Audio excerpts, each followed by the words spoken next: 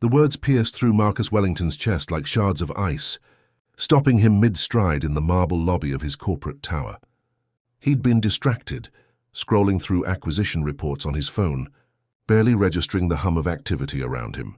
But that small voice, trembling, innocent, devastating, cut through everything. "Mom, are we bad people?" Marcus froze behind a granite pillar, his Italian leather shoes silent on the polished floor. He shouldn't eavesdrop. He had a board meeting in 7 minutes. But something in that child's question anchored him to the spot, made him feel like the ground beneath his $1,000 shoes had shifted. "No, baby. No, we're not bad people," a woman's voice responded, thick with exhaustion and something else, shame maybe, or defeat. "We're just going through a hard time right now." Marcus peered around the pillar. A woman sat on one of the lobby benches, her arm around a boy who couldn't have been more than 8 years old. Her clothes were clean but worn, her coat patched at the elbows. The boy clutched a small backpack to his chest like a shield. Neither of them looked at the opulent surroundings, the crystal chandeliers, the artwork worth more than most people's houses. They looked smaller somehow, like they were trying not to take up too much space in a world that had already decided they didn't belong. "But we took those packets from the coffee shop," the boy whispered. "The sugar ones and the crackers. You said we shouldn't take things that aren't ours." Marcus watched the woman's shoulders sag, watched her pull her son closer. "I know, sweetheart. I know what I taught you. And it's still true. We shouldn't take things that don't belong to us. But sometimes moms have to make sure their kids eat, even when it's hard. That doesn't make us bad. It makes us human." The boy was quiet for a moment, processing. "Is that why we're here? In this big building?" "Yes, baby. Mommy has a job interview. And if I get this job, we won't have to take sugar packets anymore. We'll have our own food again, our own place to stay." Marcus felt something crack, open in his chest, something that had been sealed shut for years, buried under profit margins and shareholder expectations, and the relentless climb to the top. He'd built an empire. He had everything. And yet he couldn't remember the last time he'd really seen another person, really looked at the human being behind the resume or the job title or the service they provided. He looked at his watch. 5 minutes until the meeting. He could walk away. Should walk away. This wasn't his problem. He employed thousands of people, paid taxes, donated to charity galas, where they served champagne. That cost more than this woman probably made in a month. But that question lingered in his mind.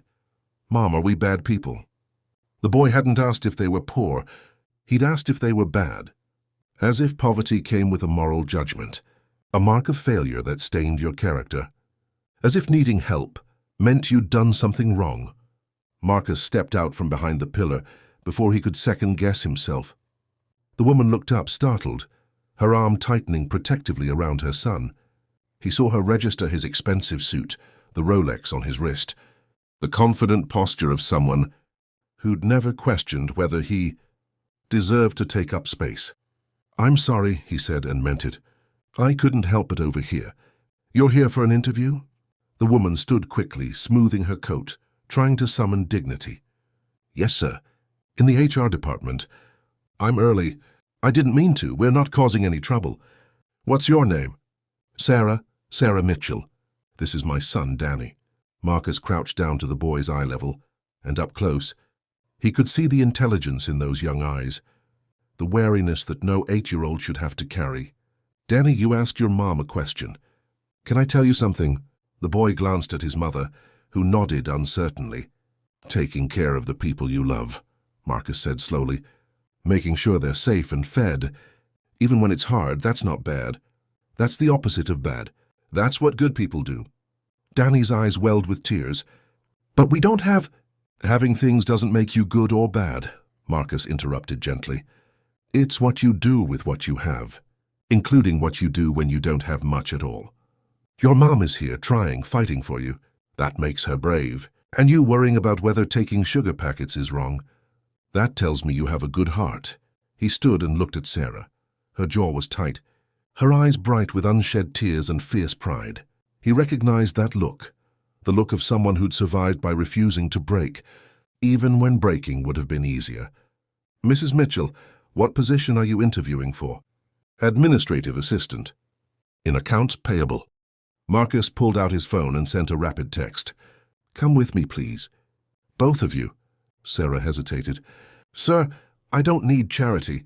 I just need a fair chance. I'm not offering charity, Marcus said, though he wasn't entirely sure what he was offering. He just knew he couldn't walk away. Not from that question. Not from the look in that little boy's eyes. I'm offering something different. He led them to the elevator, ignoring the stares from his employees, the whispers. Let them wonder. Let them talk. When had he started, caring so much about appearances that he'd forgotten to care about people? They rode to the 30th floor in silence. Danny pressed close to his mother, both of them rigid with uncertainty. Marcus realized they probably thought he was taking them to security, having them removed. In their experience, powerful people didn't help. They enforced rules. They protected their space. The elevator opened into the executive suite. Marcus's assistant, Jennifer, looked up from her desk with barely concealed surprise. She'd worked for him for 6 years and had probably never seen him bring anyone to this floor who wasn't worth at least 8 figures. Jennifer, this is Sarah and Danny Mitchell. Sarah has an interview in HR, but I'm going to ask you to cancel that. Sarah's face went pale.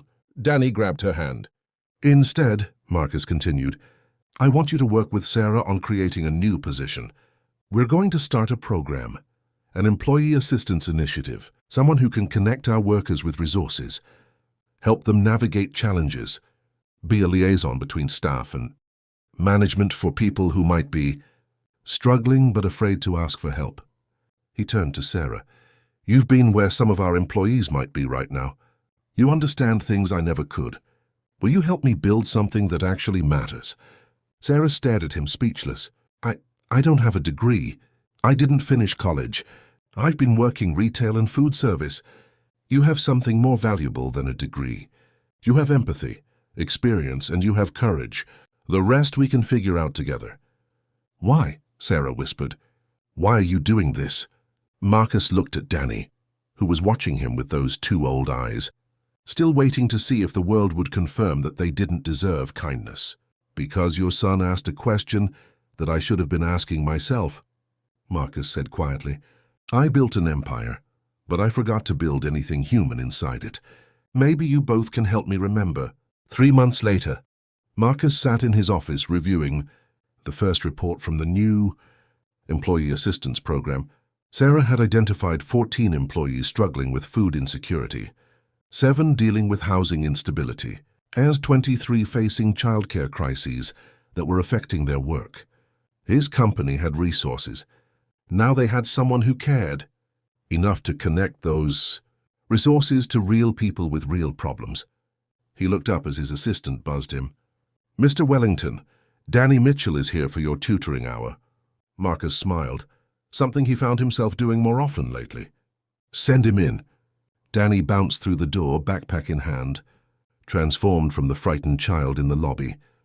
They'd started this weekly tradition, Marcus helping with homework, Danny teaching him about video games and what actually mattered to kids his age. Mom says to tell you the food pantry starts next week, Danny announced, pulling out his math workbook. And guess what? 13 families already signed up. That's wonderful, Danny. The boy settled into the chair across from Marcus's desk, completely at ease now in the massive office. Mr. Wellington, can I ask you something? Anything. Do you remember when we first met?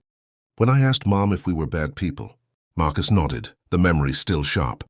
I don't think that anymore, Danny said seriously. Mom says you helped us because you're a good person. But I think maybe we helped you too, did we? Marcus felt his throat tighten. Yes, Danny. You helped me remember what actually matters. You helped me remember that being successful means nothing if you're not also being human. So we made each other better, Danny concluded with the simple wisdom of childhood. That's what good people do, right? Right, Marcus agreed. That's exactly what good people do.